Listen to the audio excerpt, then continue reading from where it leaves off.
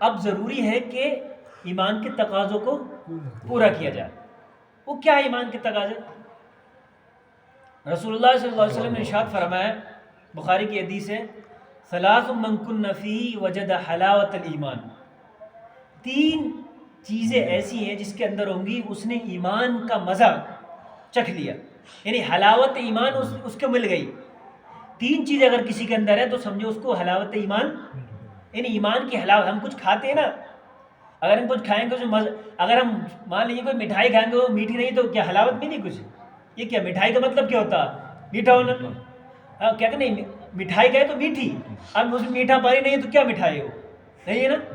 تو کوئی بھی چیز ہے تو اس کا مزہ جب تک نہیں وہ بیکار ہے.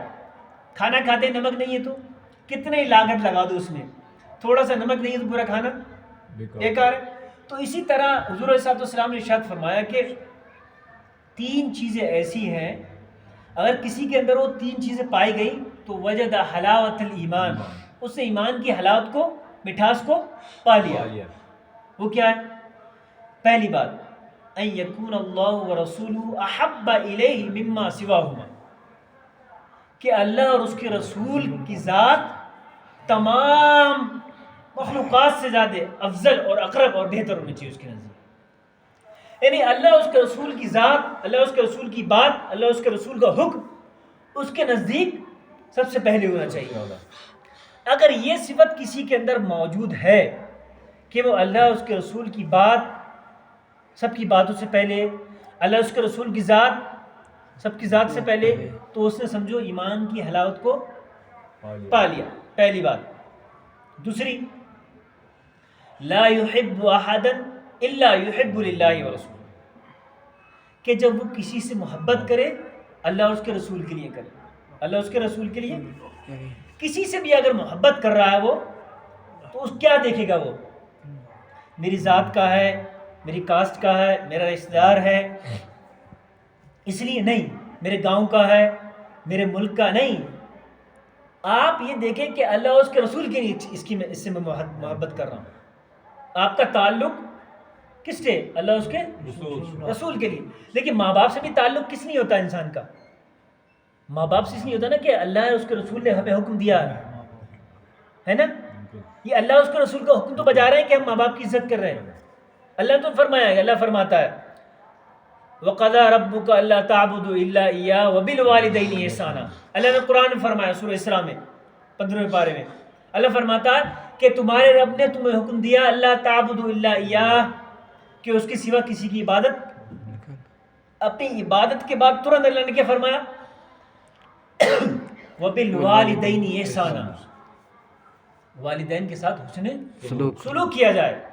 تو یہ ہم ماں باپ کے ساتھ حسن سلوک کیوں کر رہے ہیں؟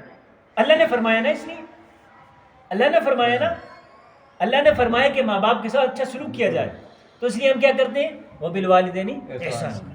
تو دوسری بات کیا تھی کہ جب وہ کسی سے بھی محبت رکھے تو اللہ اس کے رسول، اور کسی سے بغض رکھے تو وہ بھی اللہ اس کے رسول کے لیے رکھے.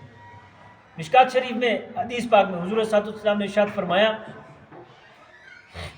من احب للہ وابغض للہ ومنع للہ واعطى للہ فقد استكمل نصف الایمان وكما قال رسول اللہ صلی اللہ علیہ وسلم.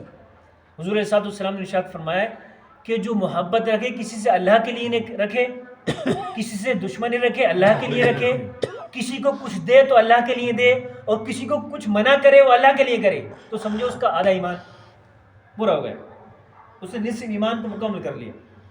تو کوئی بھی کام ہو نا کسی سے محبت ہی کس کے لیے؟ اللہ. آپ کو سمجھ میں آ رہی نا میری بات؟ تو کیا کرے؟ اللہ اس کے. دوسری بات کہ جب وہ کسی سے محبت کرے اللہ اس کے رسول کے لیے. تیسری بات کیا ہے؟ وَأَن يَكْرَهَ أَن يَعُودَ فِي الْكُفْرِ بَعْدَ أَنْ أَنْقَذَهُ اللَّهُ تَعَالَى كَمَا يَكْرَهُ أَن يُقْذَفَ فِي النَّارِ، کہ وہ ایمان لانے کے بعد اللہ نے اسے ہدایت دی، ایمان لانے کے بعد کفر میں لوٹنا اس طرح برا جانے جیسے کہ اس کو کوئی آگ میں ڈال دے، اتنا برا جانتا. اب سوچئے کوئی آگ، انسان کسی کو پکڑ کے آگ میں ڈالے گا تو کیا وہ خوشی خوشی جائے گا آگ میں؟ نہیں جائے گا، بہت برا لگے گا نا. اب سوچئے ذرا سی انگلی جل جائے انسان کی، ابھی موسم سرما کا موسم ہے، کانگڑی میں ذرا سے ہاتھ ٹچ ہو جائے اور ہاتھ جل جائے تو کیا ہوگا؟ انسان کو رات بھر نیند نہیں آئے گی، انگلی جل جائے گی تھوڑی. اب سوچو جس کی پوری باڈی کو آگ میں ڈال دیا جائے تو اس کا حل کیا ہوگا؟ تو حضور فرما رہے ہیں کہ انسان اللہ نے اسے ایمان کی دولت سے نوازا، اب وہ کفر میں پلٹنے کو اتنا برا جانے جیسے کہ لوگ اسے آگ میں ڈال دیں گے۔ اب بتائیے جب یہ تین چیزیں کسی کے اندر پائی جائیں گی تو اسے سمجھو ایمان کی حلاوت کو پا لیا۔ یہ اصل ایمان کی حلاوت۔ اگر ہر کام اللہ اس کے رسول کے لیے ہو، ہر کسی سے محبت اللہ کے اس کے رسول کے لیے ہو، اور ایمان کی ایسی حفاظت کرے کہ اپنی جان چلی جائے لیکن ایمان نہیں جائے، یہ ہے ایمان کی حلاوت۔ اور دوسری حدیث میں بعد میں حضور صلی اللہ علیہ وسلم نے ارشاد فرمایا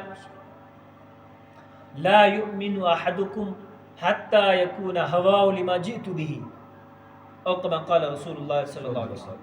حضور صلی اللہ علیہ وسلم نے ارشاد فرمایا کہ تم میں سے کوئی بھی جب تک کامل مومن نہیں ہو سکتا جب تک جس کو میں لے کر آیا، جس کو یعنی جس شریعت کو میں لے کر کے آیا وہ اس کے موافق نہ ہو جائے، یعنی اس کی چاہت، اس کا ارادہ، اس کی تمنا میری شریعت کے موافق نہ ہو جائے، تب تک وہ کامل مومن نہیں ہو سکتا۔